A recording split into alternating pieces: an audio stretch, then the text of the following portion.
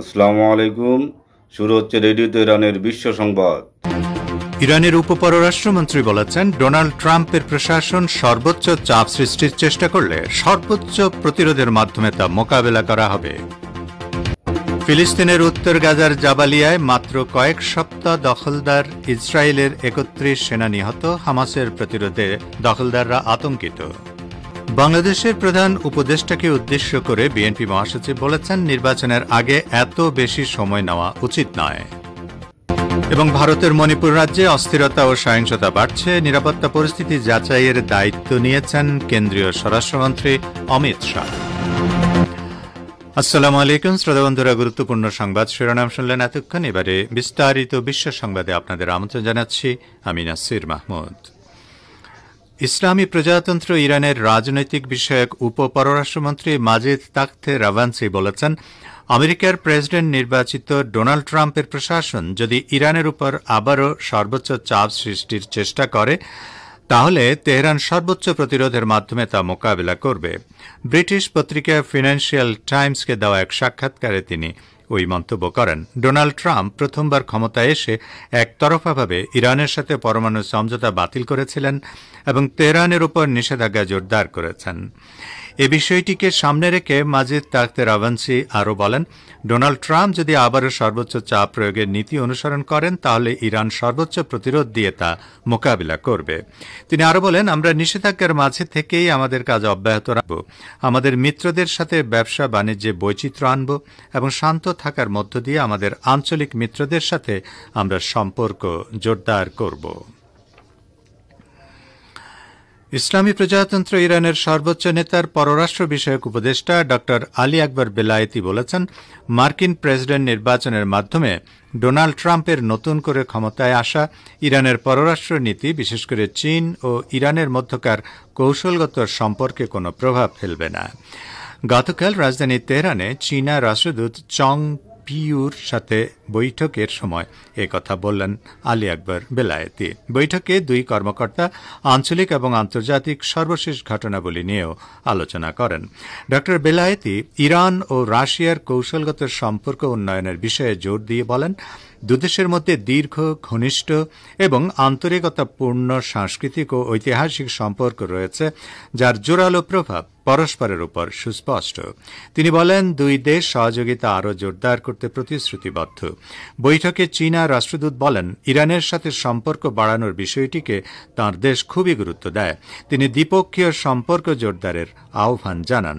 চীনা রাষ্ট্রদূত আরও বলেন, পারস্পরিক সম্মানের উপর ভিত্তি করে গড়ে ওঠা ইরান চীনের সম্পর্ক ক্ষতিগ্রস্ত করতে পারে এমন কোনো কিছুকে সুযোগ দেওয়া উচিত নয়। 2021 সালের মার্চ মাসে ইরান ও চীন 25 বছর মেয়াদী কৌশলগত চুক্তি সই করে।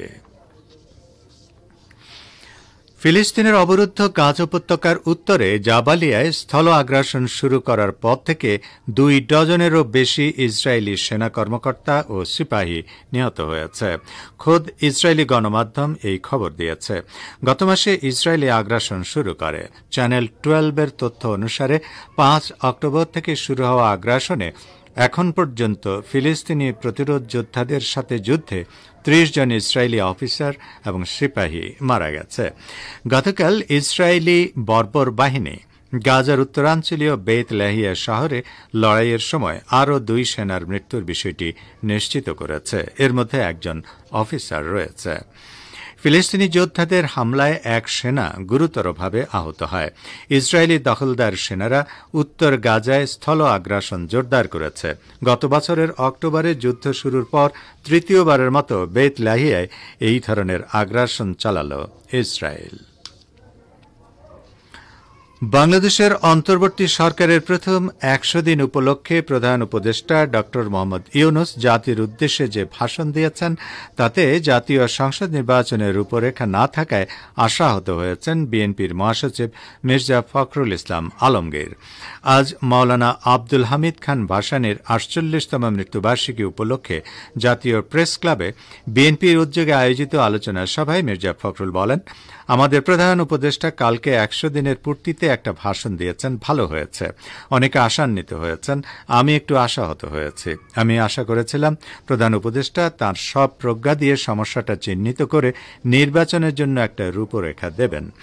বিএনপির মহাসচিব বলেন, আমি কেন বারবার নির্বাচনের কথা বলছি, এর কারণ নির্বাচন দিলে অর্ধেক সমস্যার সমাধান হয়ে যায়।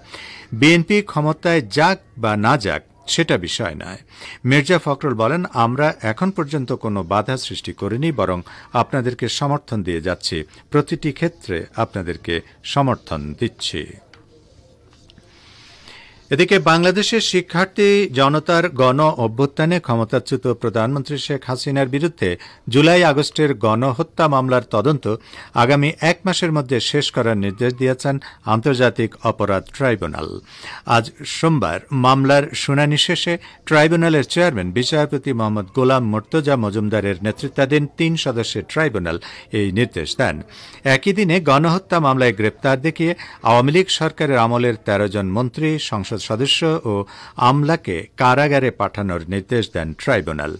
এ প্রসঙ্গে ট্রাইব্যুনালের চিফ প্রসিকিউটর মোহাম্মদ তাজুল ইসলাম বলেন, তারা নির্দেশ দিয়েছেন অপরাধ সংগঠনের জন্য, পরিকল্পনার সঙ্গে সম্পৃক্ত ছিলেন, সরাসরিও জড়িত ছিলেন, সহযোগিতা করেছেন। স্বরাষ্ট্র সচিব, স্বরাষ্ট্রমন্ত্রী তারা সরাসরি সম্পৃক্ত ছিলেন নির্দেশনা দেওয়াতে। ট্রাইব্যুনাল আইনে এসব কর্মকাণ্ডের প্রত্যেকটি অপরাধ জানিয়ে তাজুল ইসলাম আরও বলেন, এসব অপরাধের দায় প্রত্যেক আসামির উপর আছে, সেটাও আমরা আদালতকে জানিয়েছি। ভারতের মণিপুর রাজ্যে অস্থিরতা ও সহিংসতা বাড়ছে, পরিস্থিতি দ্রুত নিয়ন্ত্রণের বাইরে চলে যাচ্ছে।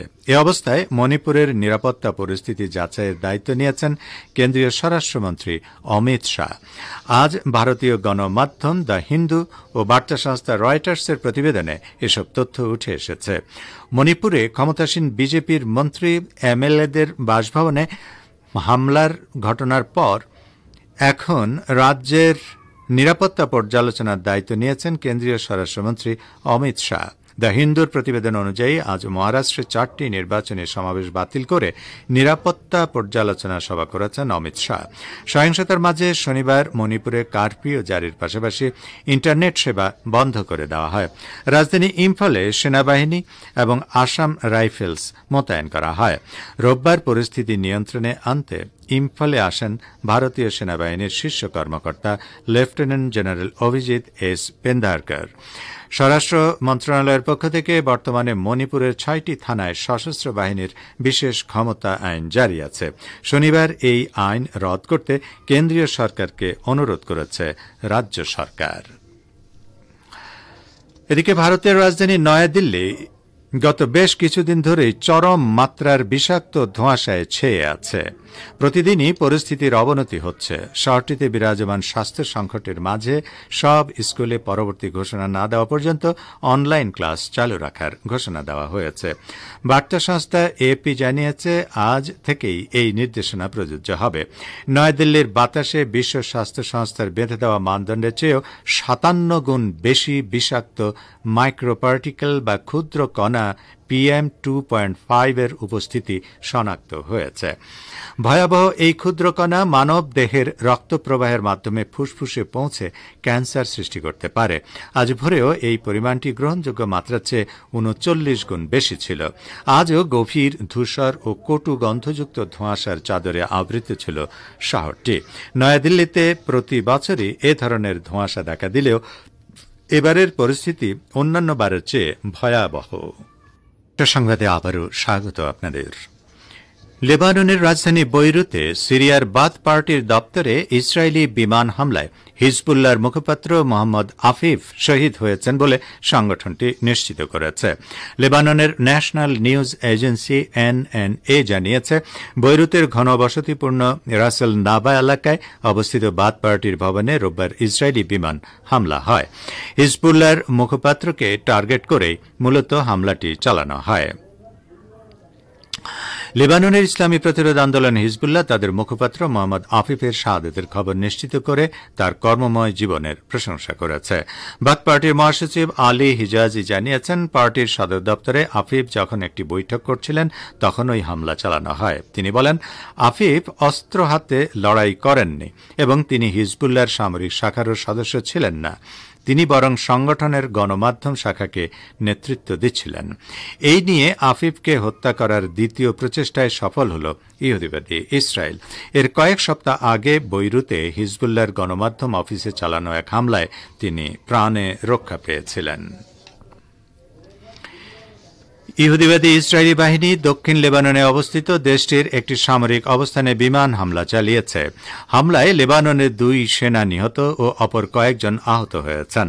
লেবাননের সেনাবাহিনী এক বিবৃতিতে এই খবরের সত্যতা নিশ্চিত করেছে যে দক্ষিণ লেবাননের আল মারি শহরে সেনা সদস্যরা ইসরায়েলি হামলার শিকার হন। বিবৃতিতে বলা হয়, ইসরায়েলি শত্রু একটি সেনা সমাবেশে সরাসরি হামলা চালিয়েছে। হামলায় লেবাননের 2 সেনা নিহত ও অপর 3 জন আহত হয়েছেন। এই নিয়ে 2023 সালের অক্টোবর মাসে গাজা ও লেবাননের উপর ইসরায়েলি আগ্রাসন শুরু হওয়ার পর থেকে এ পর্যন্ত কমপক্ষে 3 ডজন লেবাননি সেনা নিহত হলেন বলে জানিয়েছে প্রধানমন্ত্রী নাজিব মিকাতির দপ্তর। ওই দপ্তর বলেছে, ইসরায়েলি হামলায় আরও 2 সেনা শহীদ হওয়ার ফলে ইসরায়েলি আগ্রাসন শুরু হওয়ার পর থেকে এখন পর্যন্ত দখলদার সেনাদের হামলায় শহীদ সেনা সংখ্যা 36 জনে পৌঁছাল। প্রধানমন্ত্রী মিকাতি আরও বলেছেন, এসব সেনা তাদের মাতৃভূমি রক্ষা করতে গিয়ে জীবন উৎসর্গ করেছেন। সংবাদ ভাষ্যের অনুষ্ঠান দৃষ্টিপাতে ইহুদিবাদী ইসরায়েলের যুদ্ধবাজ প্রধানমন্ত্রী বেনিয়ামিন নেতানিয়াহুর পরিণতি ইরাকের সাবেক স্বৈরশাসক সাদ্দামের মতো হবে বলে মনে করেন একজন ইরানি রাজনৈতিক বিশ্লেষক। এ সম্পর্কে আমাদের ভাষ্যকারের বিশ্লেষণটি শুনুন গাজী আব্দুর রশিদের পরিবেশনায়। ইহুদিবাদী ইসরায়েলের যুদ্ধবাজ প্রধানমন্ত্রী বেনিয়ামিন নেতানিয়াহুর পরিণতি ইরাকের সাবেক স্বৈরশাসক সাদ্দামের মতো হবে বলে মনে করেন একজন ইরানি রাজনৈতিক বিশ্লেষক। প্রেস টুডে রিপোর্ট অনুযায়ী ইরানের সাবেক সংস্কৃতি ও ইসলামী দিক নির্দেশনা মন্ত্রী সৈয়দ আতাউল্লাহ মোহাজেরানি গণমাধ্যমে প্রকাশিত এক নিবন্ধে ইহুদিবাদী ইসরায়েলের যুদ্ধবাজ প্রধানমন্ত্রী বেনিয়ামিন নেতানিয়াহুকে ইরাকের সাবেক স্বৈরশাসক সাদ্দামের সঙ্গে তুলনা করেছেন। তিনি 1990 সালের আগস্ট মাসের কথা লিখেছেন, যখন ইরাকের সেনাবাহিনী কুয়েত দখল করে তখন ইরাকের দ্বিতীয় শীর্ষ ক্ষমতাধর ব্যক্তি ও দেশটির সশস্ত্র বাহিনীর তৎকালীন উপপ্রধান ইজ্জাত ইব্রাহিম আদ-দুরি দেশটির তৎকালীন উপপ্রধানমন্ত্রী সাদুন হাম্মাদিকে নিয়ে ইরান সফরে আসেন। ওই সফরের ঘটনাবলী আমি শান্তি পিপাসু বইতে পুঙ্খানুপুঙ্খভাবে বর্ণনা করেছি। আমি যে কারণে সাদ্দাম ও নেতানিয়াহুর রাজনৈতিক ও মনস্তাত্ত্বিক ব্যক্তিত্বকে একই রকম মনে করছি, সেটি আমি ওই সফরের সময় অব দ্য রেকর্ডে সাদুন হাম্মাদের কানে কানে বলেছিলাম। তিনি প্রচন্ড ক্ষুব্ধ হন। আমি তাকে বলেছিলাম, সাদ্দাম সাময়িক সাফল্যের দিক দিয়ে অসাধারণ, কিন্তু দীর্ঘমেয়াদী কৌশলের দিক দিয়ে উন্মাদ। যখন ইরানি ইমাম খোমেনি রহমতুল্লাহ আলাইহির মতো নেতা বিদ্যমান এবং এদেশে সদ্য বিপ্লব হয়েছে, তখন আমেরিকা ও তৎকালীন সোভিয়েত ইউনিয়নের সমর্থন থাকা সত্ত্বেও ইরানের উপর হামলা ছিল কৌশলগত উন্মাদনা। ফলাফল আমাদের সামনে স্পষ্ট। নেতানিয়াহু ইসরায়েলি পণবন্দীদের মুক্ত করার পরিবর্তে ফিলিস্তিনিদের উপর জাতিগত শুদ্ধি অভিযান ও গাজা উপত্যকাকে ইসরায়েলের অন্তর্ভুক্ত করার সিদ্ধান্ত নিয়েছেন। 13 মাস ধরে তার এই লক্ষ্য বাস্তবায়ন অসমাপ্ত রেখেই আবার লেবাননে আগ্রাসন চালিয়েছেন। হিজবুল্লাহ মহাসচিব শেখ নাইম কাসেমের ভাষায়, নেতানিয়াহু যুদ্ধকে হত্যাকাণ্ডে পরিণত করেছেন। এটি হচ্ছে যুদ্ধের কৌশলকে সাময়িক বিজয়ে পরিণত করার। এই কথা আমি আগেও বলেছি। নেতানিয়াহু একজন কৌশলগত উন্মাদ, কারণ তিনি এ পর্যন্ত ফিলিস্তিনের 43,000-এর বেশি এবং লেবাননের অন্তত 3,000 মানুষকে হত্যা করেছেন। এমনকি তিনি ইরানের অতিথি থাকা অবস্থায় হামাস নেতা ইসমাইল হানিয়াকে তেহরানে হত্যা করেছেন। কৌশলগত উন্মাদরা সাময়িক বিজয়ের খুশিতে আত্মহারা থাকে। ইসরায়েল ইসমাইল হানিয়াকে হত্যা করে। এরপর ইয়াহিয়া সিনোয়ার হামাসের নেতা হন। ইয়াহিয়া সিনোয়ার পরবর্তীতে এক বিরচিত জিহাদি অভিযানে শাহাদাত বরণ করেন। এখনো হামাসের সামরিক শাখার কমান্ডার মোহাম্মদ আদ-দেইব বেঁচে আছেন এবং যুদ্ধ পরিচালনা করছেন। ইহুদিবাদী ইসরায়েল লেবাননের হিজবুল্লাহ নেতা সাইয়েদ হাসান নাসরুল্লাহকে ৮২,০০০ কেজি বোমা নিক্ষেপ করে শহীদ করেছে। কিন্তু তা সত্ত্বেও হিজবুল্লাহ বীর বিক্রমে টিকে আছে। হিজবুল্লাহর টিকে থাকার প্রমাণ এই সংগঠনের যোদ্ধাদের হাতে দক্ষিণ লেবাননে ১০০রও বেশি ইসরায়েলি সেনার নিহত হওয়া। ইহুদিবাদী ইসরায়েল ইরানের পরমাণু বিজ্ঞানীদের হত্যা করেছে। এর প্রতিশোধ নিতে ইরান অপারেশন ট্রু প্রমিস 1 ও 2 অভিযান পরিচালনা করেছে। আমার দৃষ্টিতে ইসরায়েলের মধ্যে যারা নেতানিয়াহুকে ইসরায়েলের শত্রু ও এই অবৈধ রাষ্ট্রের ধ্বংসের কারণ বলে মনে করে তারা সঠিক চিন্তা করছে। সাদ্দাম ও তার কৌশলগত উন্মাদনা তার নিজের পাশাপাশি তার পরিবার, দল, ইরাকের সেনাবাহিনী ও খোদ ইরাককে ধ্বংস করেছে। আমেরিকা ও সোভিয়েত ইউনিয়নের সমর্থন যেমন সাদ্দামকে বাঁচাতে পারেনি, তেমনি আমেরিকা ও ইউরোপ নেতানিয়াহুকে যে সর্বাত্মক সমর্থন দিচ্ছে তা নিয়েও সে তার লক্ষ্য অর্জন করতে ব্যর্থ হয়েছে। নেতানিয়াহুর বর্তমান পরিস্থিতি ইরানের জন্য শুভ বার্তা বহন করছে। এবারে জানিয়ে দিচ্ছি গুরুত্বপূর্ণ সংবাদ শিরোনামগুলো আরও একবার। ইরানের উপপররাষ্ট্রমন্ত্রী বলেছেন, ডোনাল্ড ট্রাম্পের প্রশাসন সর্বোচ্চ চাপ সৃষ্টির চেষ্টা করলে সর্বোচ্চ প্রতিরোধের মাধ্যমে তা মোকাবেলা করা হবে। ফিলিস্তিনের উত্তর গাজার জাবালিয়ায় মাত্র কয়েক সপ্তাহে দখলদার ইসরায়েলের ৩১ সেনা নিহত, হামাসের প্রতিরোধে দখলদাররা আতঙ্কিত। বাংলাদেশের প্রধান উপদেষ্টার উদ্দেশ্যে বিএনপি মহাসচিব বলেছেন, নির্বাচনের আগে এত বেশি সময় নেওয়া উচিত নয় এবং ভারতের মণিপুর রাজ্যে অস্থিরতা ও সহিংসতা বাড়ছে। নিরাপত্তা পরিস্থিতি যাচাইয়ের দায়িত্ব নিয়েছেন কেন্দ্রীয় স্বরাষ্ট্রমন্ত্রী অমিত শাহ।